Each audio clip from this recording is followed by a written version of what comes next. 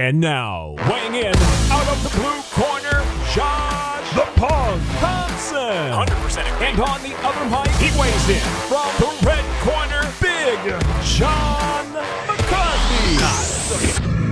All right, guys, you're here with weighing in.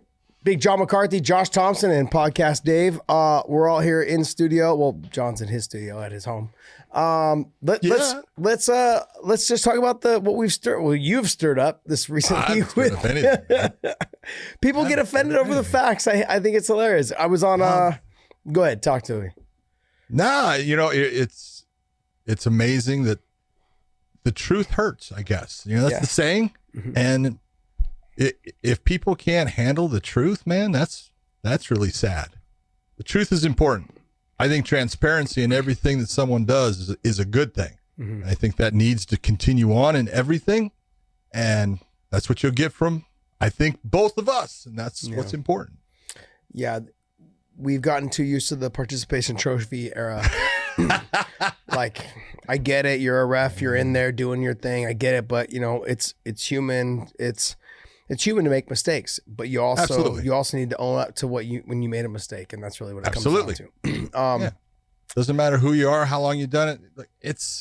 We're all human. We're all going to make mistakes. Yeah, I was on. Go ahead. I was on Mike Straka's podcast today, and if you guys check it out, Straka man. Yeah, so he's awesome, man. I was on his show a long time ago. I was in Strike Force it's called. What was it called? I don't even had a TV Fighting show. Words? Was it Fighting? Yeah, Fighting Words. I think that's what it was. Yeah, something like that. I was on that. He was awesome. Yeah, he was awesome. Great interview. It was probably one of my best interviews. I felt like that we actually had a second to sit down and really talk, and that was good. Yeah, anyways, but we talked about it. He was like, man, you guys have been stirring up some serious shit. And I'm like, not really. We're just basically just saying what's going on, and I give you a ton of props on there because like I said, I think the one thing that I feel like our show has is the dynamic of, it's one thing to have like Brendan, he's got a comedian and himself, or he's got himself, Joe is just himself, but he has Brendan on, he's got Eddie Bravo on, and he's got Brian Callen on, which is another comedian. So, but no one has the dynamic that you and I have. Former fighter, former world champion, basically the guy who wrote all the rules for our sport, and been around forever. So I said that there's a lot of things I don't like to, make your head any bigger than it is. So I was just simply telling him, hey, I've been losing weight, man. My head's getting smaller. I'm hoping. Yeah, it just makes your head look bigger because your body's getting smaller. Hey, my body's getting smaller. I got this giant pumpkin up here, man. Well, it's just nice because I think we have a dynamic that I come from the fighting perspective where I look at things. I'm like, no. Jose Aldo won that fight against Moraes. And you said, no. Moraes won that fight because he landed the shots. He wasn't just the one walking him down. And I was talking to Mike Straka today on his show, and I was like, there's things in my mind that as a fighter, I went through my whole career just thinking about if I was putting pressure, even if I wasn't really throwing, I was making you move backwards. I'm winning. No, not really. No, if you land one jab, you won, and that's really what it comes down to. And I never thought about it that way. Most guys don't. That's one of the craziest things about our sport is if you go and you ask the actual participants, I mean, the highest level guys like you, hey, explain to me what is going to win you this fight in the judge's mind. They can't. Yeah. They don't know what that criteria is. And I mean, for years, I have always told fighters, hey, when I teach a course, you want to come, you want to learn, I'll let you come. And I always try to, have extra seats that I would let them come. They're not trying for any kind of, they're not trying to be an official or anything like that. I want them to learn exactly what it is that are the rules so they know exactly what they can and can't do, because a lot of guys honestly still don't. And I want them to know what the judges are going to give them credit for and what is just nothing. Yeah. And they need to know it. And a lot of guys don't. It's crazy. No, it's true. Yeah, it's not. And then we actually, I went off a little bit on the tangent also because this were things that you and I had talked about on one of our past shows was, I guess Invicta is doing a show where they're going to have open scoring. Yeah. And I said, how it's going to, and then he's like, oh, I think it's the best thing. I think that's probably the best thing for the sport. And I said, look, this is another reason why people should listen to our podcast. I said, because John has the knowledge to show me, because I was the same person. I was like, yeah, this is kind of weird. Why are we the only sport that doesn't have open scoring? Yeah. But then in my mind, I did have in the back of my mind, like, there's got to be a reason why.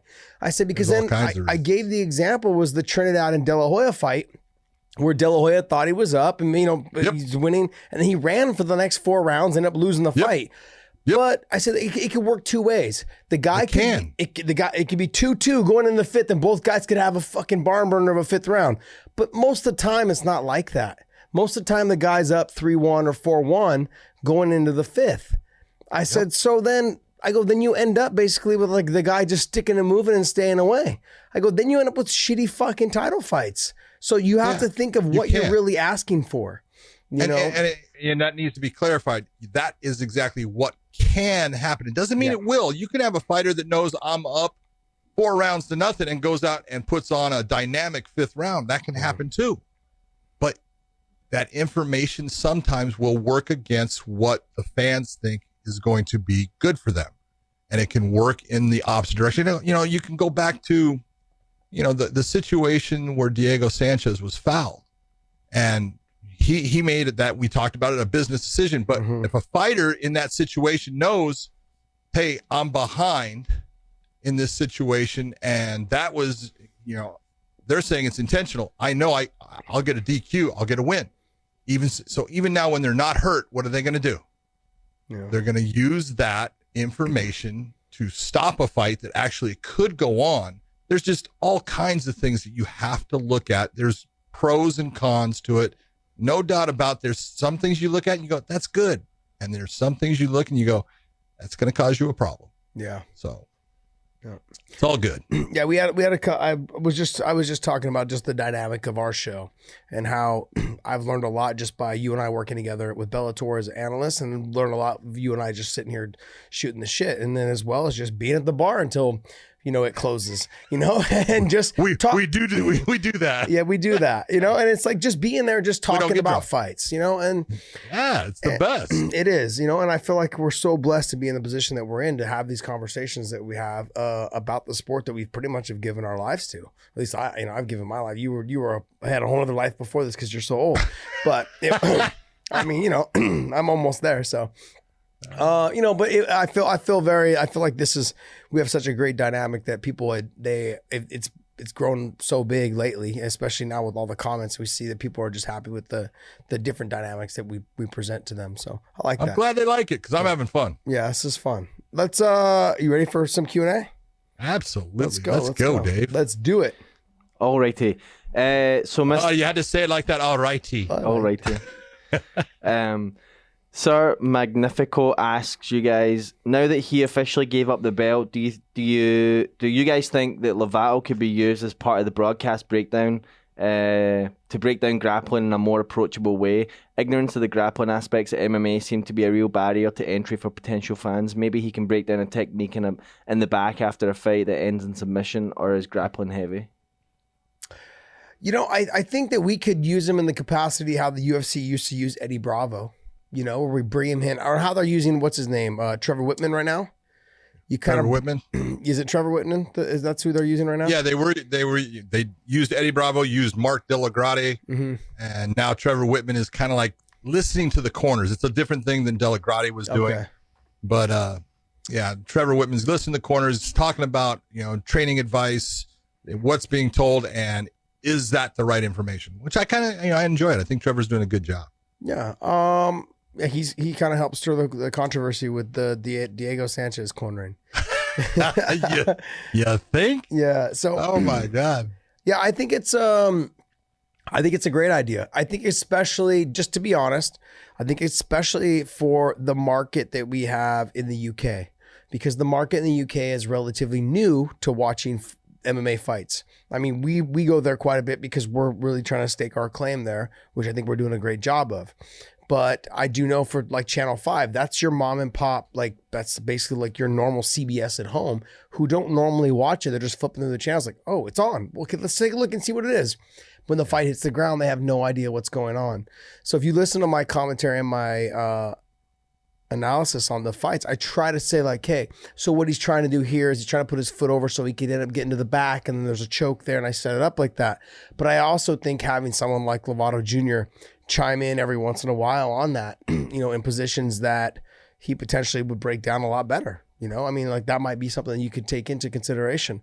I think especially like when you have two top world-class grapplers getting after each other, I think that'd be a great idea to have them, have him chime in, occasionally on there as well. And I know there's other ways that we've talked about using him. I've talked with Coker about it, and there's definitely other ways they've talked about using him for other things. I think that they are going to use him in other ways.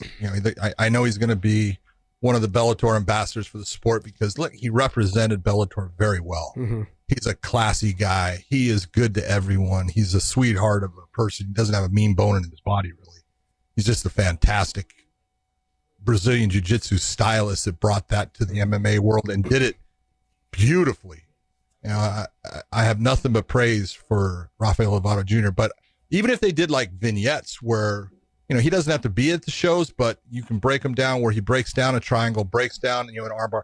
And you could even use his fights that he had in Bellator because he had quite a few different submissions. The way he did an armbar on Gerald Harris, and the way he controlled it and brings the leg and crosses the leg over to control the head at a certain moment where Gerald has the opportunity to possibly get out and he traps him in it. All of those things. You did a little vignette where he talks about it, and that way it can be broken down. Yeah. It's great information for people. I think that's all a good idea. Anything they do with him, I think, is a benefit to the sport. It's a benefit to the promotion of Bellator. I agree. Robert Smith asks, Big John, have you ever had a fighter who didn't like you or had a vendetta against you, and did they say why? Josh Thomson after the Patricky fight. Yeah. No. Roy Nelson. How's that? That's current, though, isn't it? What do you mean current? Isn't that current? Like he doesn't like you now also? No, we talk all the time. Okay. But, I don't worry about it. Yeah. Not everyone's going to like everyone and not everyone's personality is going to get along, and that's fine. But, I go in and do my job. He goes in and does his job. That's it.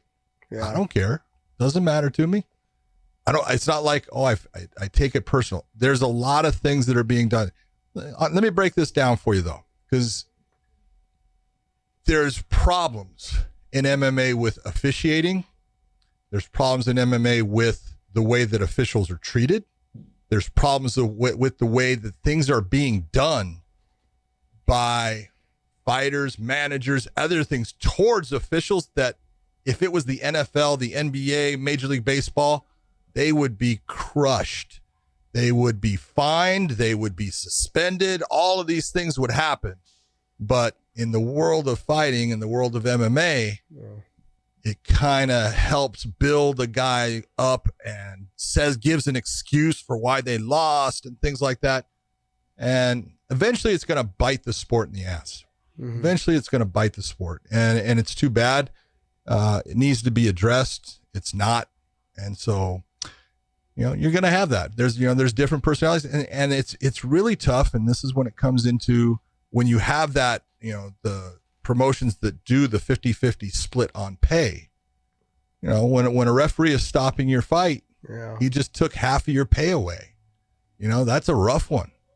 That's tough. And a lot of guys, you should have let me die out there. It's like, okay, I can do that, but this is something that's out there that you're going to have, people are always going to be looking and saying, I could have. That doesn't mean that they could have or they would have, but they're going to be able to say it somewhere along the way.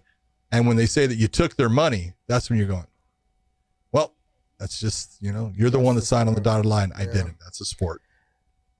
Yeah, you guys have to be impartial. So your job is not to care about whose feelings you hurt. Your job is to do your job. You learn real early.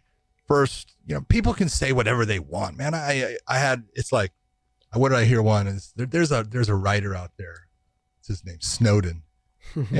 Just a whatever. But he comes out, something about, there was a thread out there about, people working and it was Joe Solis when he had the fight that he did that James Krause was fighting, and it was, later after the fight comes up that he was given his black belt by the guy that was the trainer of the fighter that he was judging. You know, I don't know what occurred there, but if he went to the commission and he said, hey, I want you to know that I have been with, worked with, and received my black belt from the trainer of this fighter, then it's up to the athletic commission. Are we going to leave you on that fight, or are we going to take you off that fight and put somebody else there? The smart move is, hey, take him off of the fight. Yeah. You know, but, you know, Snowden even came, well, you know, go back to John McCarthy, you know, he was partners with Rorion Gracie. And I'm like, well, first off, I was never partners with him. So that's a stupid fucking statement. But you go and you look and you say, was I a student of his? Yes. You know, you're going back to 1993, 1994, and you're talking about a time when there was no athletic commissions and everything. But if you wanted, you know, just be honest about it, Royce Gracie received his first loss. How? It was me. Okay, because he came into the cage, he was announced. They wanted after I'm looking at him saying, hey, he can't fight. I bring his brother up there and said, he can't fight. And he says, okay, we'll bring somebody else out. I said, no, you will not. Take that towel and throw it in there. He lost. He was announced. Throw the towel. They throw in the towel, and fight's over. There's no fight. And that's how terrible a person I was. But it was the right thing to do. Yeah. And I figured out early on, you as a fighter, you didn't need John McCarthy to help you win the fight. No. Gil Melendez didn't need me to help him win the fight. You guys were going to settle who was going to win that fight. My job was to make sure that you were capable of competing, that you were safe while doing it, and you were following the rules. Yeah. I do that, I'm doing my job. Yeah, I think fighters need to understand that, like, I don't have to agree with your decision to like you as a person. And that's where the mistake is. They continue to think like you guys always have to agree on how you handle things as a ref. And I know people probably think that I talk about myself a lot, which I probably do. But I try to use my life experiences when I'm trying to help you guys understand what I'm going through. Like John and we had a friendship, you know, somewhat of just a casual friendship though, up until the Patricky fight. And then even the Patricky fight, when I went, you said I grilled you like Perry Mason, like Perry Mason. But like, I didn't have to agree with you. But at the end, I was like, I still liked you, you know, obviously. I mean, I don't have any ill feelings towards you. I just wanted to make sure that everyone understood my claim on what I felt like happened, you know. And I went in there trying to like prove my case or my point to you and to them, and you know, and I get it. But I don't have to agree with your decision on what you did or what happened, you know, that night or that day or whatever. But to like you, and that's what people get that all misunderstood. Like they have to think that we have to be buddy all the time to still be friends. And I think everything has to go your way. Yeah, especially in this climate of, you know, political correctness and all this other shit that goes around. It ruins it. It kind of ruins a lot of friendships, I think, that way, and it shouldn't be that way. So I'm glad that we I never felt that way. It was like every time I say, hey, what's up, you know. So I think that's why we're here now. You know, good. All right, let's go. Juan Hernandez asks, Nick and Nate, Diaz and Bellator, how would they do? You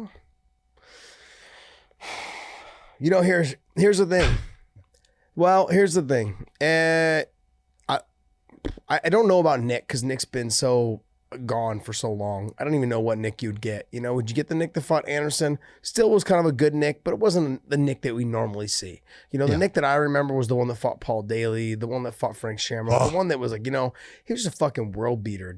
I remember that Nick, and just kept walking forward, just throwing strikes. A little bit of what Nate is now. That's kind of what Nick was then. But that's not the same Nick, I don't think. We're not going to get that Nick. But the Nate, though, and both brothers have had problems with wrestlers.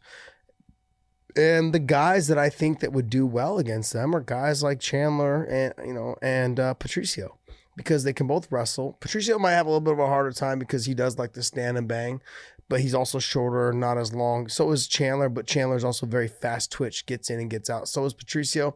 But I think the range, like the length is Chandler's got a little bit longer arms. You got to get up to the upper. They're both either 170 or 185 for Nick at the end, but we'll say 170. I guess Nate can get down to 155 still. Yeah. I don't know if he would want to, but when you're looking at both of them now, they're 170-pound welterweight fighters. Gotcha. So if you look at the welterweight division, in my opinion, I love Nate and Nick. I think they're just incredible, fighters. I love them as people. They don't play the game, and that's what I love about them. Yeah. But could they come into Bellator and do well? Absolutely. They're both freaking just rock hard, fucking tough dudes, and Savages. so yes, they can come in and do well. Are there people there that could give them problems? Yeah, there's people there that can give them problems too. But Strikeforce had a lot of the big stars that ended up, going to the UFC when it was bought out. Nick being one of those, and Nick was the champion of the welterweight division. And his first fight when he went back to the UFC was against who? BJ. BJ Penn. That's right. And BJ went up to 170 and they put him in. Man, take a look at what happened. Nick he's a freaking savage, man. Yeah. He's just, that dude is balls tough, man. Yeah. I think the weaknesses that I believe that they have is people that have good lateral movement.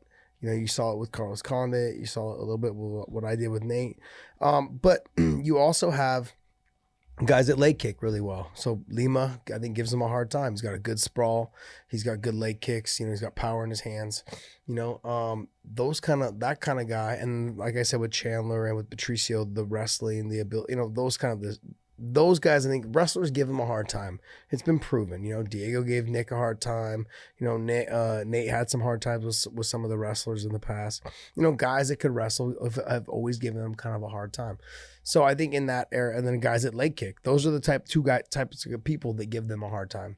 And Bellator has a couple of those. But I think for sure they would, of course. I think no matter where they go, they're going to be fucking tough, and they're going to give everybody a hard time. And the potential of them being champion, of course, at any organization, I think is there.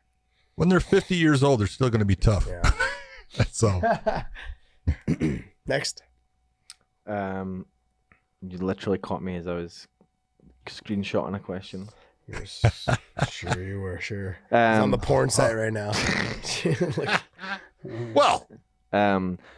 So there's a couple of questions that are the same thing here. There's a few of them on here, so I'm gonna just get them all out from the same guy. But Skippy Picky asks, "Hello guys, appreciate all you do. I would like to become a MMA referee. I just moved to California. I've tried calling the CSAC with no response. Where should I look to start my day one of training? I've taken some BJJ classes and learned some stuff in the military, but I obviously have a long ways to go."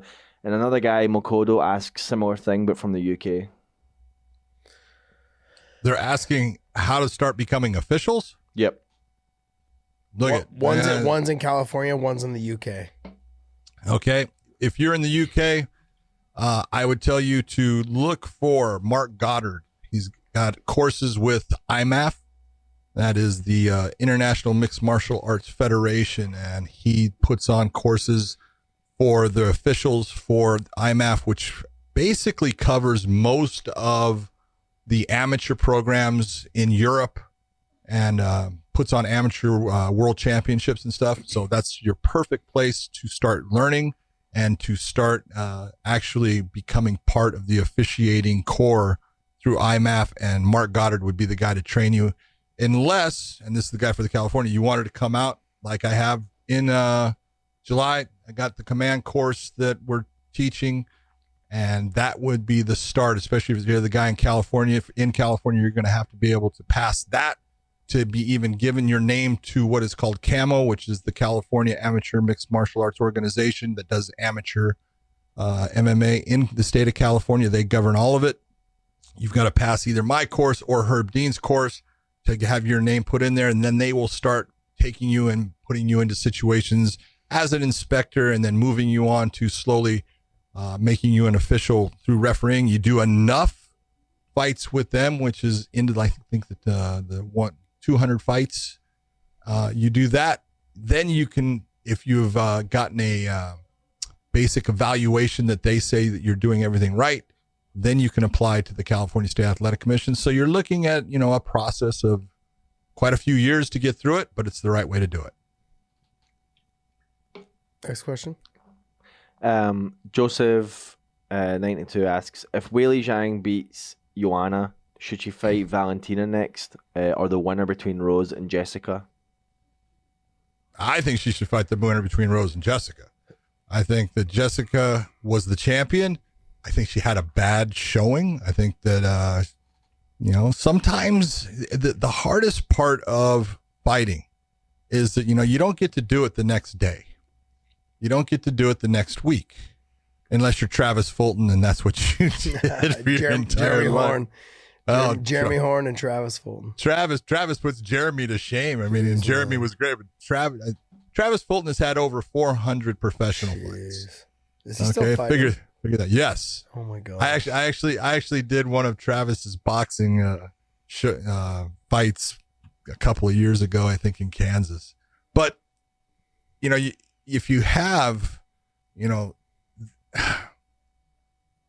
don't have this ability to just all of a sudden have a bad night and then come back the next night like, a Michael Jordan and make it all good because you have a good night now.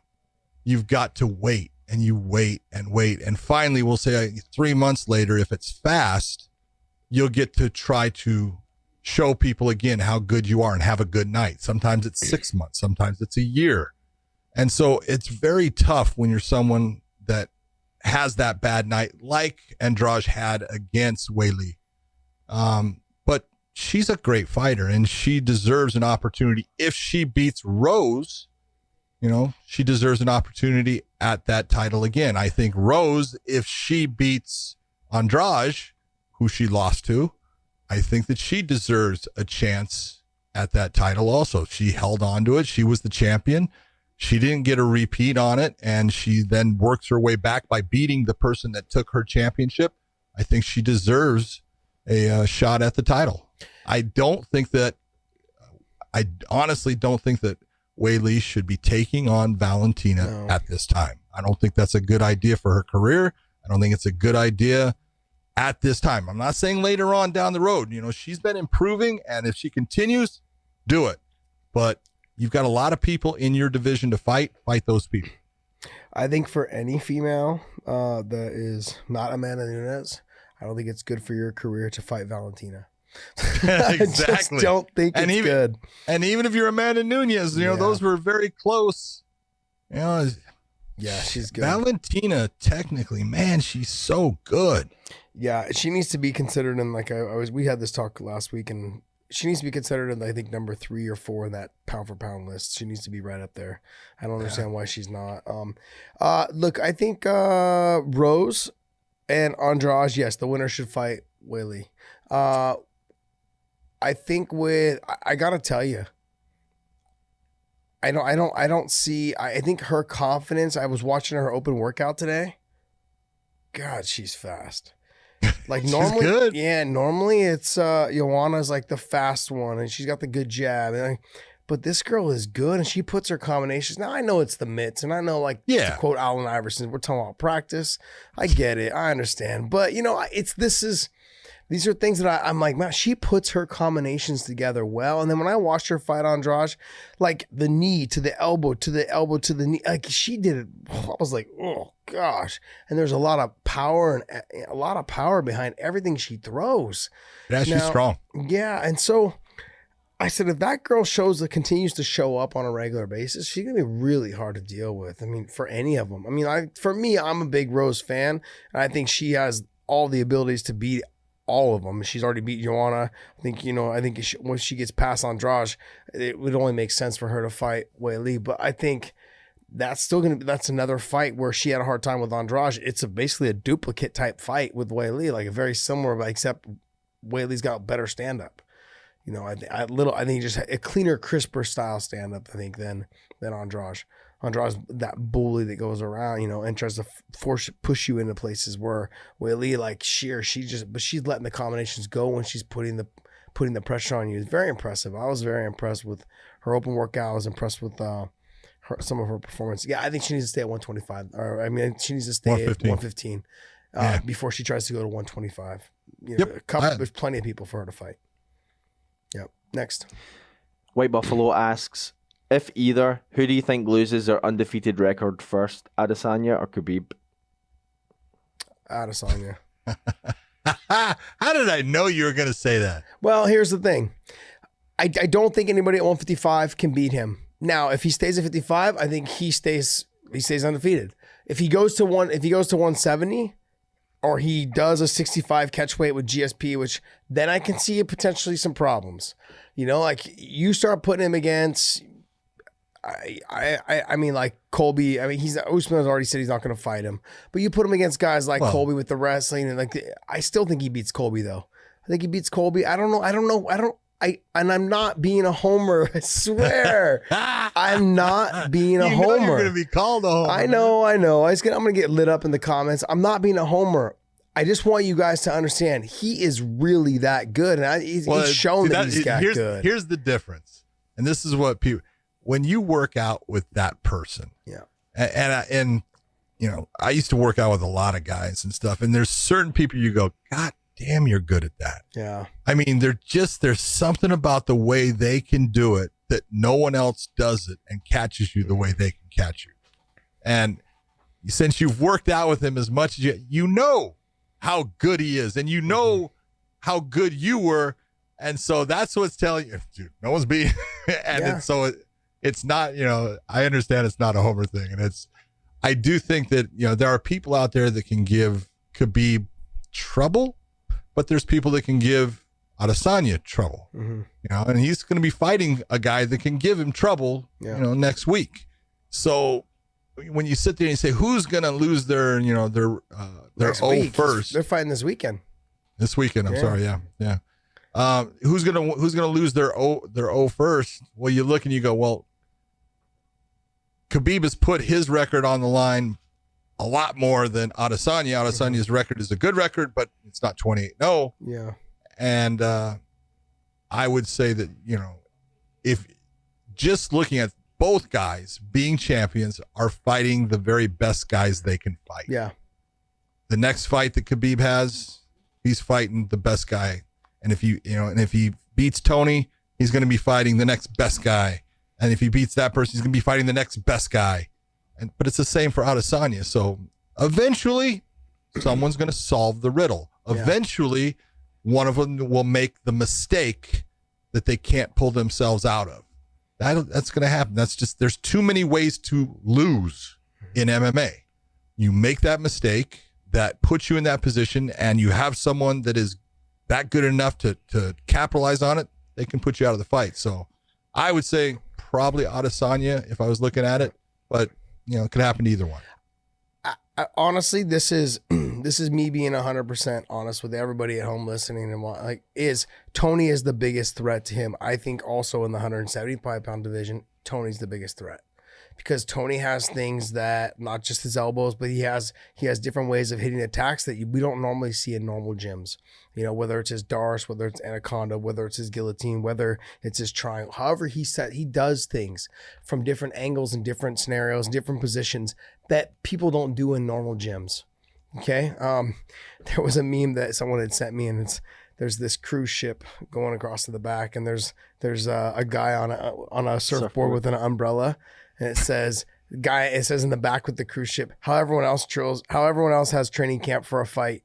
And then this is how Tony Ferguson trains for his fight. A fucking umbrella and a fucking surfboard in the middle of the ocean. That was me to send you that. Oh, okay, well, whatever. That's good. Minute stuff. No one cares about that. It was like, but I think he is probably the biggest threat for Khabib in the 170 and in the 155-pound division. I think in both divisions. I can't think of another guy at 170 that would give Khabib a hard time. I think Khabib would out-wrestle, and T Wood's my boy. I think he would out-wrestle T Wood. He would put the pressure.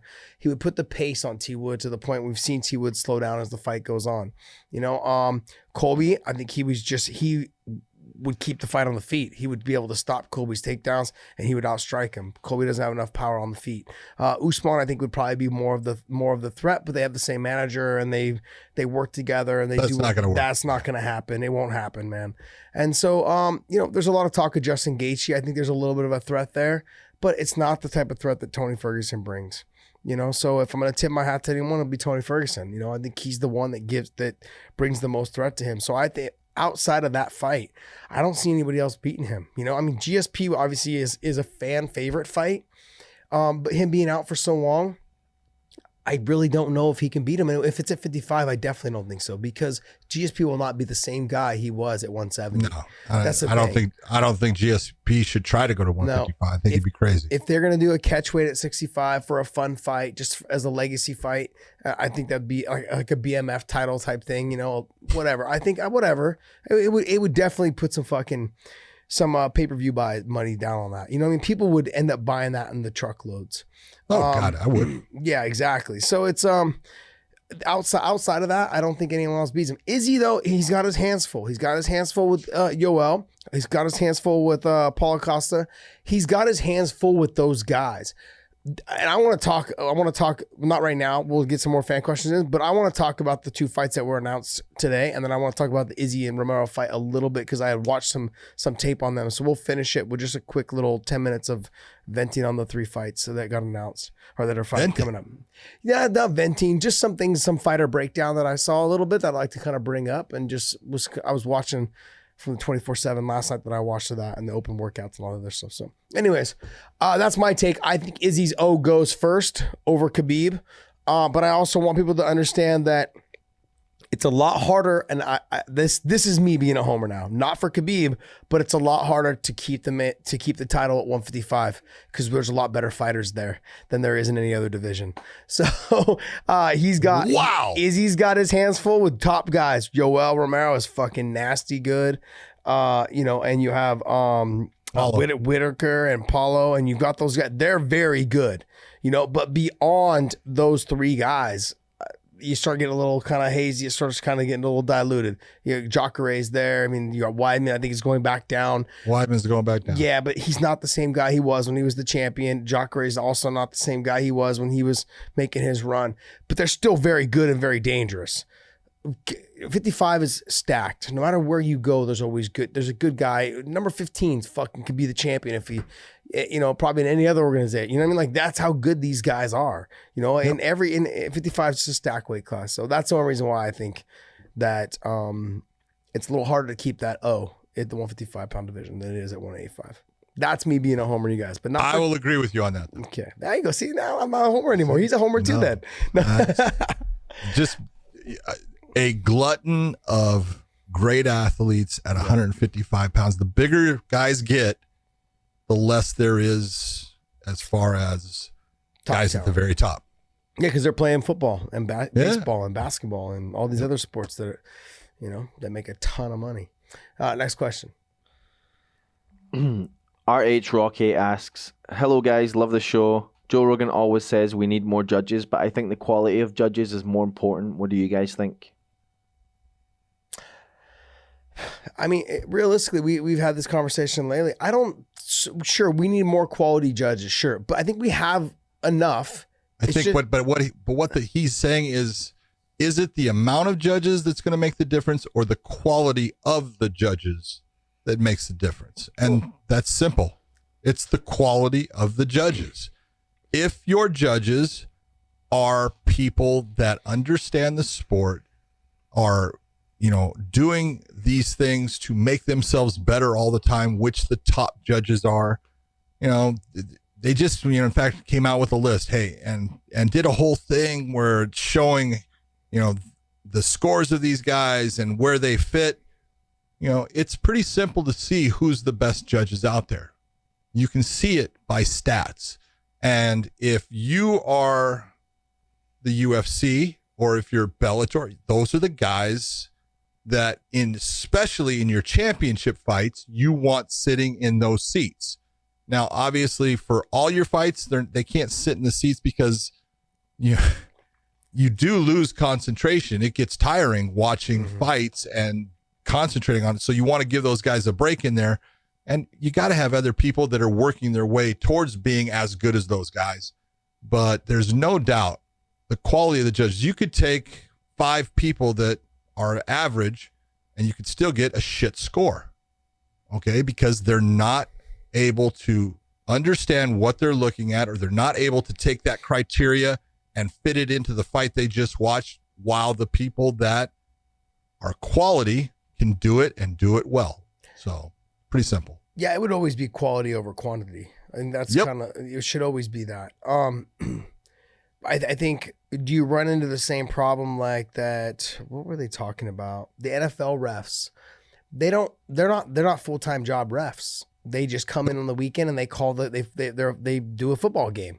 So when people get on him about missing a pass interference or whatever it is, like, okay, well, he goes still back to his 9 to 5 on Monday through Friday. You know what I mean? Like, he's not dedicated to being a ref. He just does it because he loves it. And sure, obviously they get paid well, I would imagine, as the NFL ref for that one game. But they're not in the study room all week like the players are and like the coaches are, refining their craft. And a little bit the same goes for, MMA judges. They go to their 9 to 5, and they go do their thing throughout the week. They come, they got to refocus on what the rules are and what's going on and what state they're in. And I think we've developed this universal, rule system again now, right? Supposedly. It's in all states now, the same rules, one hand down, one. Don't we wish? Okay, No. So no. All right. So then you see, there we go again. Don't we wish? So these are all things that it changes from state to state, and these guys are trying to get it all figured out. And so in the process of them getting it figured out, they're bound to make mistakes. You got to get more people involved. And the way you get more people involved is pay them a little bit more than $1,000 or $800 a fight or a night or whatever it is. They're paying a night, a night. They're only making these refs are only making what? I'm sure it changes based on who you are and how much experience you have. Does not change based upon who you are or your experience. No, it does not. Oh, okay. There you go. It will be that, you can go and work and you can be, a guy that does all the big fights. And if you go to a small show in a state and you do it, you're going to make $250 to $500, depending upon, how many tickets are sold and things like that. Because that's the way a lot of commissions will do it. I've seen it where guys go to states where, they do they'll do a Bellator and they get paid $400. Now, that's not Bellator that's doing that to them. It's the athletic commission is doing that. That's what they're charging. Wow. So you're right. Athletic commissions have to start making it more to where guys can do this and put more time into it also. Yep. Next question. Boston Chris asks, Josh, from your experience with both fighters, who do you think is the better cardio stamina between Khabib and Tony? Khabib and Tony. Different. Come on, dude. I think they're going to be all about honesty. Yeah, no, they're going to. My honest opinion is they're going to be about equal because you don't think so? No, I don't. No, so the reason why I think it's going to be a little equal. Tony's not someone who fights the takedown, so it's not like Khabib needs to work for it. So that makes it a little bit easier for him. But he will be fighting out of submission attempts. He will be jockeying for positions. He will be trying to hide his head from being, hit with elbows. So there will be some pressure there. But I don't. There's not going to be as much effort as some of these guys. They fight tooth and nail to try to stop the takedown against the fence, and they use all their energy. And then once Khabib gets on top of you, they're already winded. Tony's not going to do that. And so no, he won't do that. But if you're taking a look at who is the guy that, if this pace stays at this level, who's going to fall off of the cliff first? Is it going to be Khabib falling off of the cliff, or is it going to be Tony falling off of the cliff? I don't know. And I've close. seen it. I think it's going to be close. I'm not. Khabib is Khabib's in outstanding condition, and he definitely can hold a pace. But because you've seen it, I've seen it. I've seen when he backs off because he needs to slow himself down because he's getting tired. Yeah, you don't see that much from Tony. Tony is constantly pushing a pace. He will and sometimes it's almost to his detriment as he's doing it. But man, he will push a pace like just about nobody I have ever seen, and his recovery is phenomenal. And everything about being in shape is not so much that, you're going to get winded. I don't care who you are. If you're putting a heavy, output and there's a max load on you, you're going to get tired. But it's when you're given that 10 seconds where nothing's happening, your heart rate is dropping 30 beats while your opponent's is dropping 15. That's your differences. And that's where I haven't seen many people that I would say has better cardio than Tony Ferguson going into a fight. So I want to make sure that everyone understands this, that John right now is being a homer because Tony used to work out at John's gym. And I want everyone to remember this, okay? So John is being a homer in this case. I had said the honest to God truth, and I said, I don't know. I couldn't tell you, even though I fought both guys. Close. But I will say this. I could see why you would think that because Khabib he used a lot of explosiveness to actually get in on the double legs, to get in on the takedowns. He like, you know how he kind of like, how he dropped Connor. He lunges his head down and he comes up top really fast and explosive. Tony doesn't do that. He constantly is just walking you down, letting things come out. And that puts the pressure on you to circle, move, stay away, counter. Like those are all things. Pressure makes you work. That makes you work, you know, and that makes you a little bit more tired faster if you're not the one doing the grinding. If you're the one pushing people around, which Khabib normally is, that makes things change. That makes it a little bit easier for you to keep your win because you're the one just walking them down. There's no pressure for you. You're putting the pressure. When the person if Khabib has to react to it, I don't know. It may be a scenario where he's not used to handling that type of pressure, where someone's just walking him down, and you know, you never know. He may, but I don't know, man. I just think I see how mentally tough he is. And he is. People want to look at the Connor fight like, oh, he took the third round off. That he took the third round off. I'm like, you got to also understand though too, is that he fought with a lot of anger in that fight. Like there was a lot of, I think, inside of him. I wouldn't say, yeah, it was anger. Like, there was a little bit of like this. I want to get him. When you're jumping over a fence after the fight to attack other people, there's anger involved. You know, and so when something like that happens, anytime I've ever fought a little upset, it was like my worst performances. Even in the gym, just grappling. You know, amateurs kicking my ass because you're just like, your mind is not there. You're wasting energy in dumb spots. You're making yourself more tired in dumb spots. And him and Tony will not have that type of relationship that like him and Connor had. So I don't see him wasting energy in positions like that. But I do. And I also don't think he's going to have to waste energy to get the takedowns because Tony will. I don't think he'll fight him all that much. He just understands like, why would I fight it when I could just roll with it and potentially get to an omoplata or potentially get to a triangle, potentially roll into a kimura. You know what I mean? Like he understands the flow of like, if I get taken down this way, I'll just roll right to this. You know, he does that very well. And it completely threw me off when I fought him. So that when you fight that relaxed, it's very hard for you to get tired as long as you're in shape, you know, because you're not really recovering from anything. You're just flowing like water, that whole Bruce Lee mentality. You know, but I'm still not going to say Tony. I'm still just going to say a very even kill. And I'm not being a homer like you are, like you. They're both phenomenal shit. Outstanding when it comes to being able to have great cardio for a fight. I'm just being honest. Yeah. I can't think of a fighter that pushes a pace harder and creates a drag on their opponent through cardio much more than Tony. Yeah. You know, there's a couple guys out there that do the same thing, but Tony he is just a machine when it comes to cardio. Yeah, I prided myself on being able to like try to like make people work and try and break them and just push and push and push. And I did it to a lot of guys. I did it for a lot of years. I did it to a lot of guys. And, you know, I did it to Gil, our very first fight. He just couldn't keep the pace, you know, and that was one thing I told myself that I would always be able to do. And when I got to Tony, I was like, this is different. You know, this is a different type of relaxation that I haven't faced in, you know, probably my whole career. It was very strange to me. You know, not just to mention he was very good, you know, but he just had that flowing that everything just kind of came naturally to him, where he just threw things off of weird balances and weird positions that you wouldn't normally see guys doing. And he's made it work for himself. And yeah, you're right. He is in phenomenal shape. He is. You know, I still can't say who's going to get tired first. Unlike you, Homer. Me, Homer. Next question.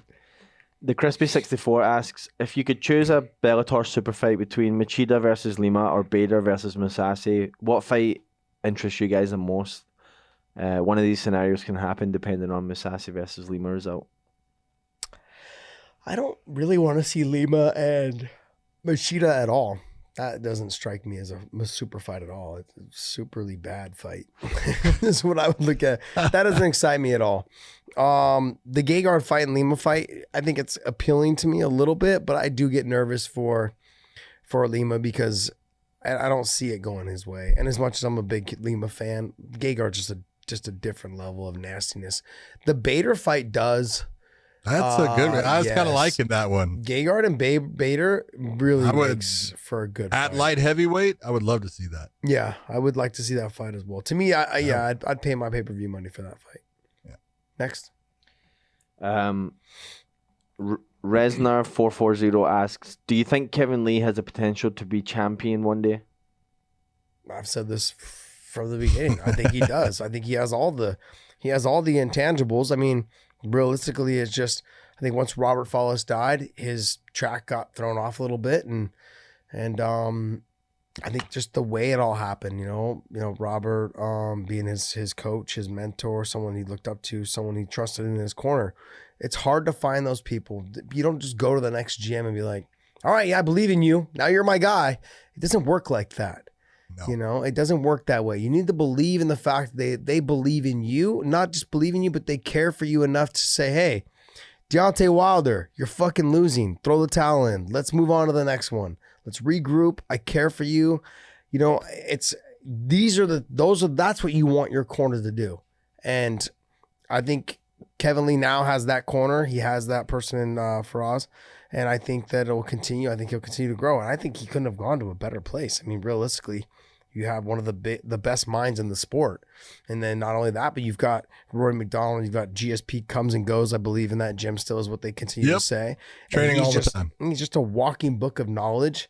And I think he couldn't have been surrounded by more mentally strong and more driven and goal-focused people than Rory and GSP and Faraz. I mean, like, you couldn't ask for better guys. I think he's perfect. I think it's a perfect scenario. Yes, to answer your question, I do believe he could potentially be world champion. But like I said, it's the toughest division in the world. 155 pounds, toughest division in the world. It's going to be hard for him to get there no matter who it is. And the one fight that everyone keeps talking about is him and Islam. And I can tell you right now, that Islam is that guy that is looking to take over the throne when Khabib leaves. We're going to talk about Islam in a little bit here. All right. Tell me. Tell me what you got. I think Kevin, certain things guys need, you know, in today's world of MMA, Kevin's got it all.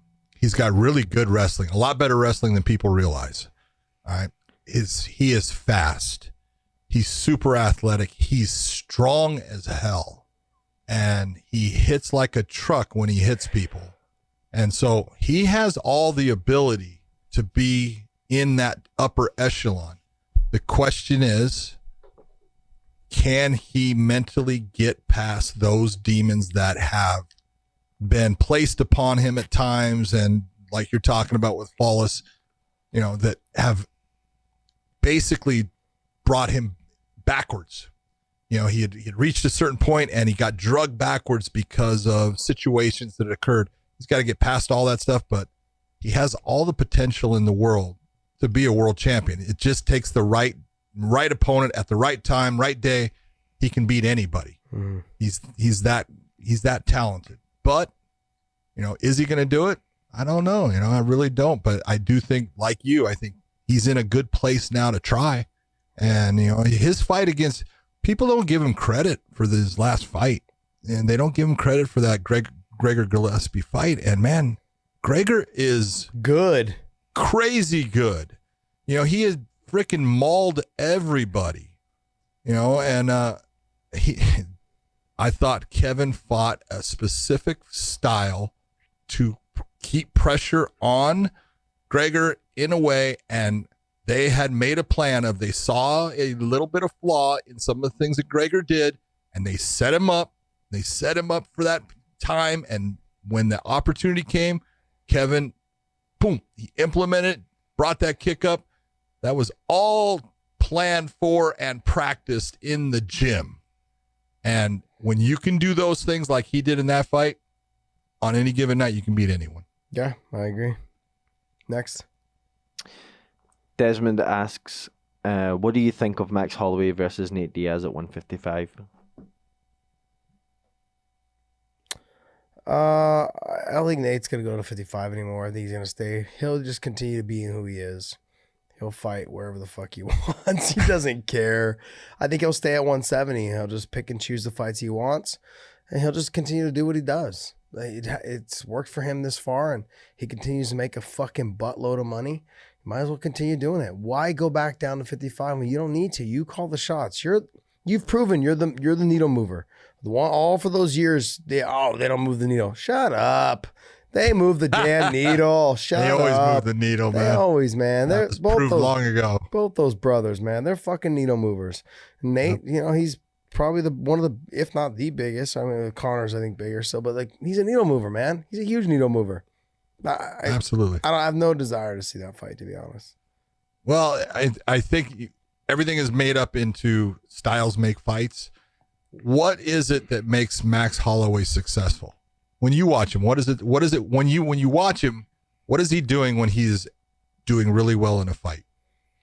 I think a little bit of the pressure, but he also utilizes his movement. He cuts the corner very well. Very well. He strikes and cuts the corner. He got away from that a couple fights. I can't remember what fight it was. He got away from, I think it was when he first came back from an injury.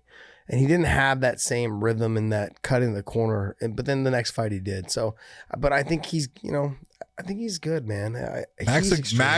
Max is a pressure fighter. Yeah. He's great with, you watch him against like Frankie Edgar. When Frankie would actually all of a sudden be able to move forward, Frankie was doing okay.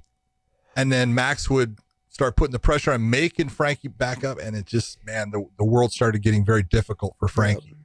And that's the one thing that would make fighting Nate difficult for Max is Nate doesn't back off. Yeah. Nate comes forward. Nate is a pressure fighter. And so Max would have to do exactly what you're talking about. Use his footwork to cut angles on Nate, get Nate off center line. That's when he hits, and he could be successful in that fight. But that'd be a tough fight for him. Yeah. If I want to compare like Dustin Poirier and Nate Diaz, like Nate, I think with Max, like Max had a hard time with Dustin Poirier. Nate's a bigger guy. He's a Nate's big. Guy. People have no idea how big he is. They don't know how big he is. Yeah. What is he, 6'2"?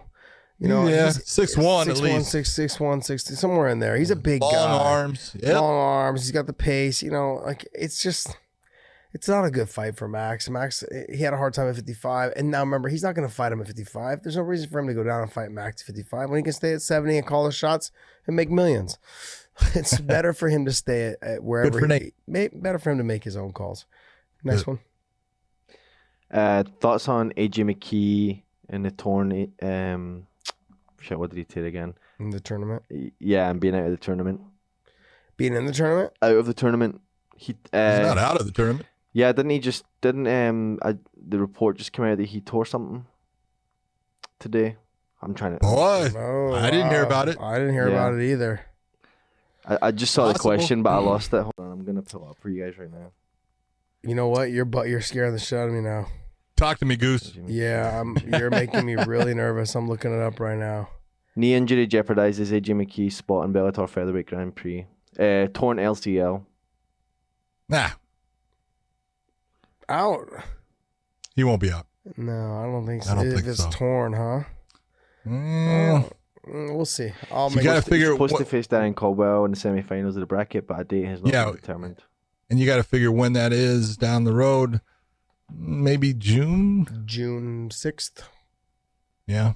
Yeah, that's that card. Yeah, I think they were talking about doing that card. I don't know if that's announced yet. So, well, Caldwell and AJ is announced because they're in the semifinals. But of course, the location and date's not announced. But yeah, if AJ has a bad knee where he has no lateral movement based upon a torn LCL, he'd be in trouble. Yeah. So I could understand them, saying, "Hey, we got to drop out." If that's what he's got, we'll see. Question is, who takes his place? Oh, you know what? That's a tough one because the guy that I would say, that's a tough one. I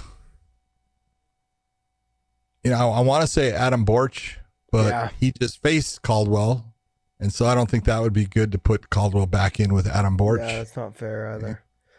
No. So I'd have to look in. Someone saying Juan Archuleta would be the right call. Yeah. Yeah, might be.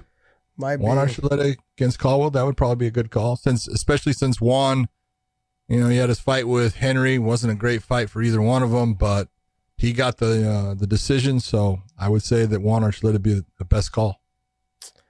Yeah, I don't know. I couldn't tell you off the top of my head, but yeah, I would say, well, I wouldn't mind throwing something else up in that mix, Let's throw Patchy Mix in there. I know it's at 145. That's a bantamweight. Yeah, he's a bantamweight. But I mean, that him and Darren Caldwell would be a good fight because he don't want to go to the ground with Darren. Don't want to go to the ground with him. Well, the one that I would, I know some people are going to bring up, you can put Aaron Pico. Don't do that. No. I don't want to see that. I don't want to see Aaron taking his time. Yep. Doing things like he did in his last fight. That would be great. Just continue on. Yep. So, all right, let's do one more. And then I want to talk about the fights that were announced today, and then the Izzy breakdown. I have a couple little things that I saw. Go ahead. Dan Hill asks, over your whole lives, what one fighter did you always get most excited for? Oh, it was easy for me. Go ahead. BJ Penn. It was easy for me because that was we were training together at the time. I knew how good he was. Yeah, it was him. Like the way he was when he came into the UFC, his fight with Joey Gilbert wasn't the best, but he dominated the fight. Like, just controlled every position. But then after that, he just went on a run and just starched everybody, until he got the Jens Pulver, and then that was a little snag in the road. But then after that, he came back, beat Matt Hughes, went off and fought Gomi, all these other things, and started his own promotion. I was more in all of the situation of the fact that he did it his way. Maybe it didn't work out the way that he always thought it would, but at the end of the day, right, he had the fucking balls after beating Matt Hughes just to fucking bounce and leave with the title and to start his own promotion, bring in the Gracies and beat all of them, and then bring in Takanori Gomi and beat him. Like, it was like to have the fucking balls to do that. Like, fuck that, I'm gonna start my own show. What the fuck? Like, what? And then I'm gonna bring in big names. I'm gonna bring in who everyone, like, there was buzz that Gomi was like the best lightweight in the world, and UFC never had a chance to get him. So he fucking paid for him to come fight him. Like, that's insane. Like, let me pay this guy's ticket, his airfare, his paycheck, his check, and everything, and I'll pay to fight him in my own promotion. That's fucking ballsy. And just after that, I was like, I was not just because we were friends, but I was a fan. I was like, you're doing something that I think every person in their life, it's like starting your own. He was starting his own business, doing his own. His brother was his manager. Rich Chow was his kind of like a side man. Like, they were both managing him, helping with the promotion. I mean, it grew in where the Elite XC bought it. Like, all this shit. That's how much of an impact this guy's had on the sport. And I look at like guys like that, GSP as well. I got excited for always watching him. But BJ, because I had a relationship with him, I trained with him. I knew how good he was. I from the very beginning, his first fight, we were training together. And here's a little inside story. I used to tell Javier Hernandez, because I was considered, like, I was basically the second best guy in the gym, but I thought I was the first. I thought I was the best guy in the gym because I never trained with BJ. BJ always trained in the afternoon with Frank Shamrock and Javier, and I always trained at night with like the guys that came in, for Frank Shamrock's, fight team, because we were all there at AKA. Man, I kept saying, because I was just, I was beating Ryan Bowe, I was beating Charles Taylor, I was beating Dave Velasquez, I was subbing them and working them and all these other things, right? BJ's this, BJ's that. I was like, BJ's not that good. Like, you guys, whatever. No way, man. Yeah. He'll control it. Like, whatever, man. It's funny. I'm here every night. I never see him. Well, one day he came and he beat the shit out of me. It was fucking embarrassing. He took me down. Once he took me down, I couldn't get away. He subbed me like fucking maybe 4 or 5 times in, I don't know, 8-9 minutes, something like that. It was not fun for me, And so, I mean, it was a very eye-opening experience. Like, hey, I can't just do this at night now after I get off my 9 to 5.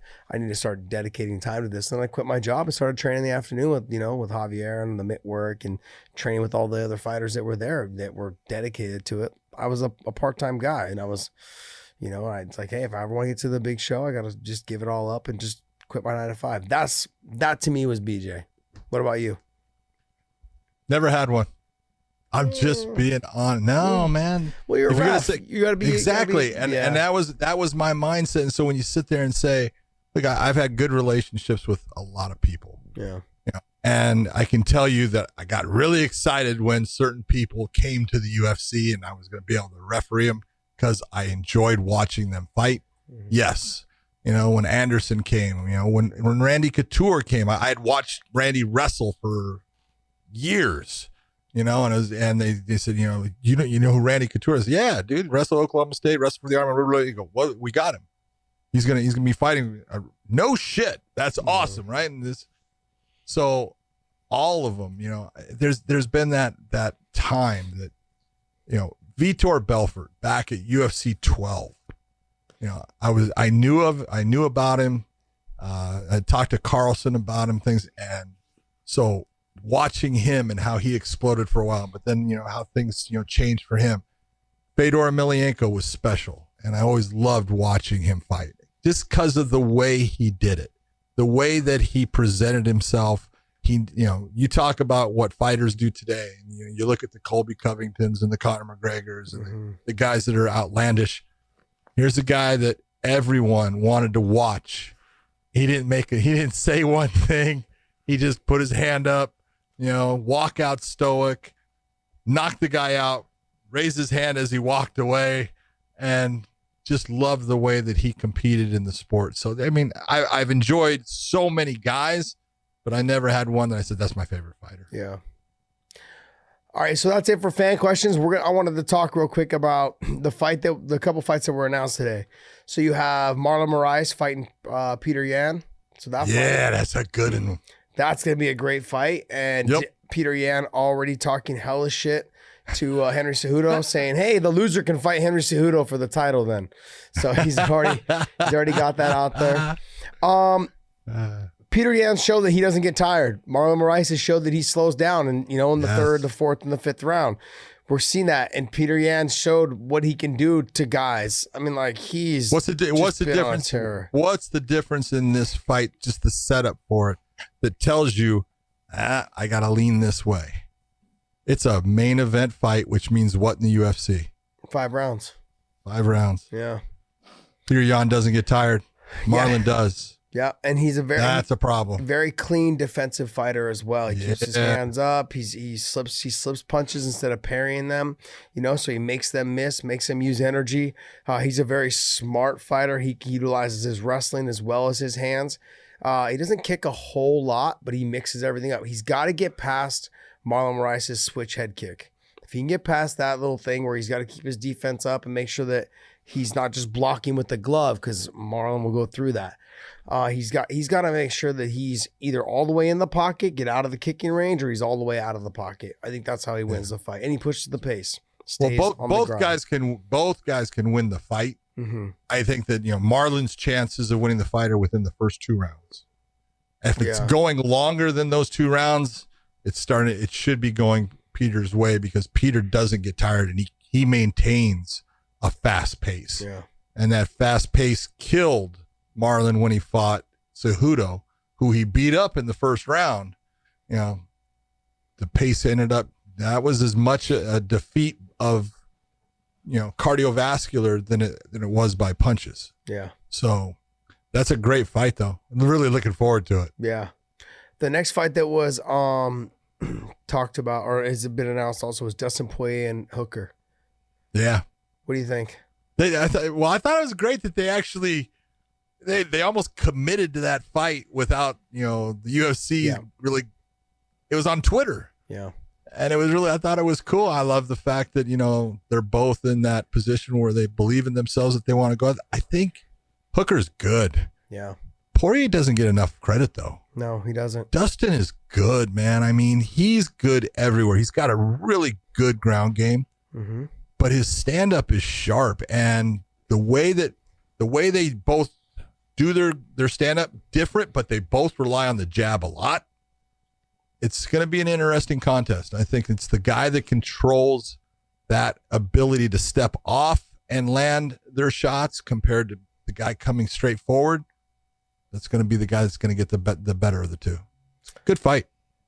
Yeah, I think that Dustin Poirier's been, he's showed the experience that he has. I think that's going to play a factor in that fight. And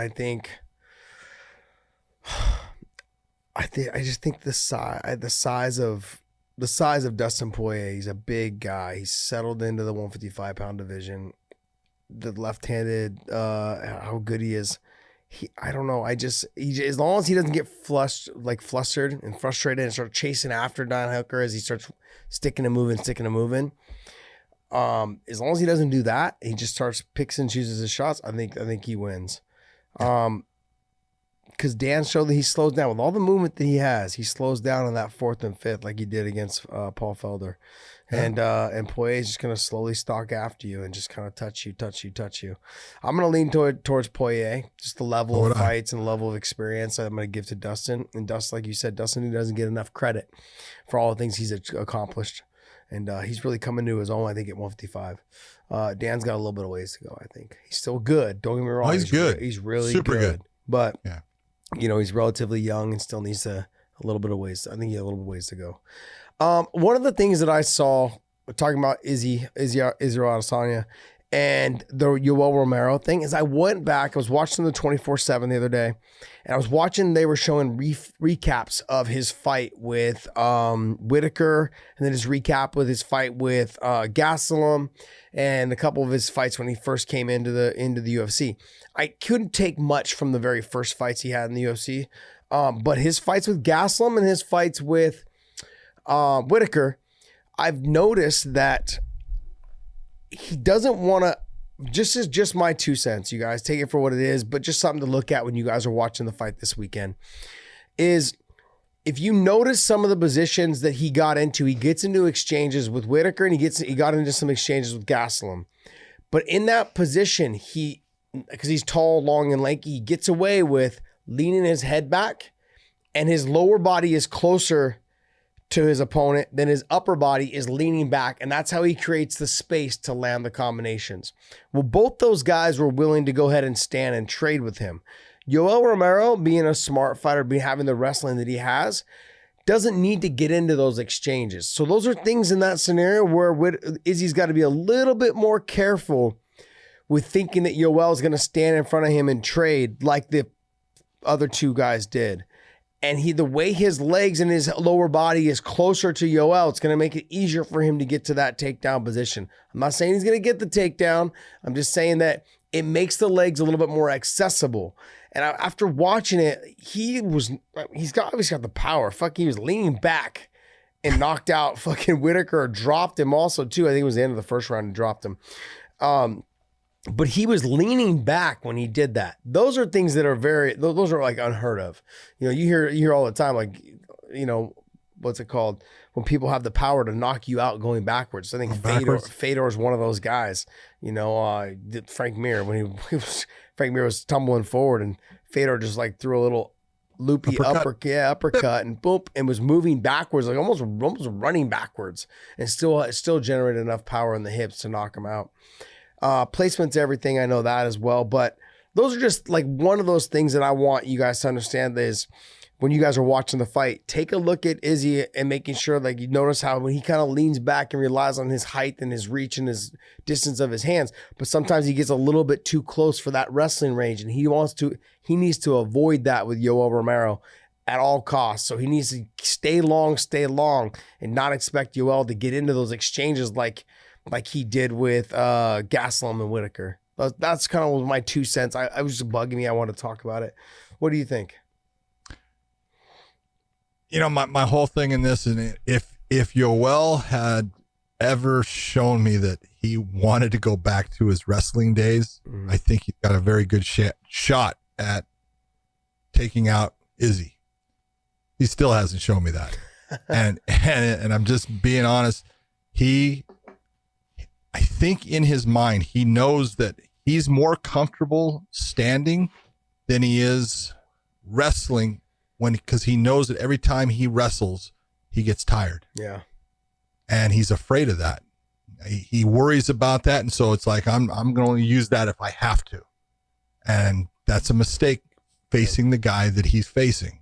Israel he's unique, and when you talk about, there's things that you look at Yoel and you go, dude, that's a 6'4" frame for you to get into and take down, because Izzy fights tall. He doesn't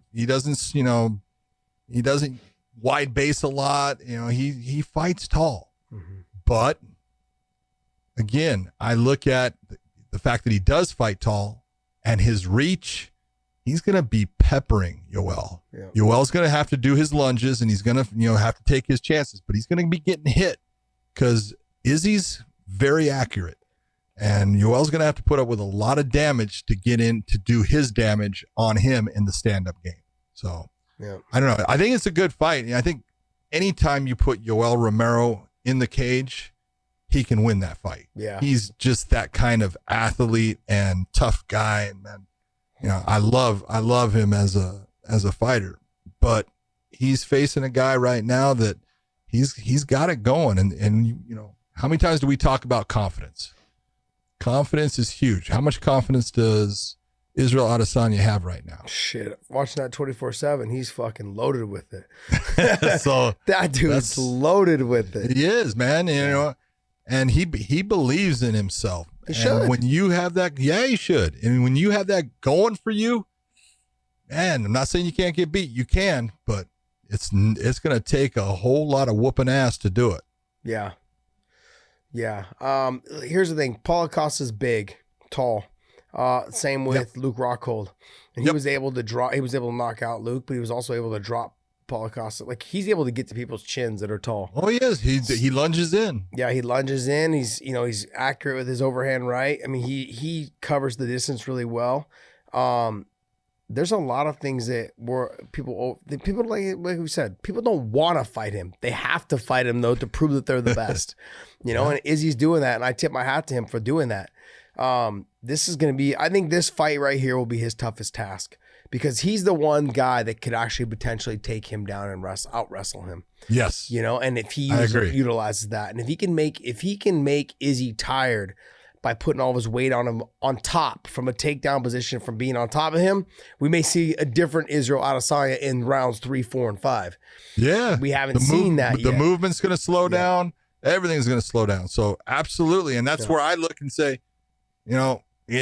just in listening to Yoel, he's talking about all he's going to do is make one mistake. He hits his hand, and I'm like, no, but that's, it is who he is. And so he's been successful. So, he's got to do what he thinks is right. Yeah. We'll see, man. It's exciting. Yeah. You wanted to talk about Islam. What were you going to say? He's got a fight coming up. Yes, he does. What do you think of it? I want to say so much, you guys. Come on. Let me tell you this. I went to AKA training yesterday. It was yesterday was Tuesday, right? Yeah, wrestling day. And and Khabib is off, getting out. He's walking out to the center of the mat, and Islam's about to wrestle with him. And Islam says, "Watch this. Watch this. Josh, I take your champion. I put him on the ground. I smash your champion." This is how Islam and Khabib's relationship is.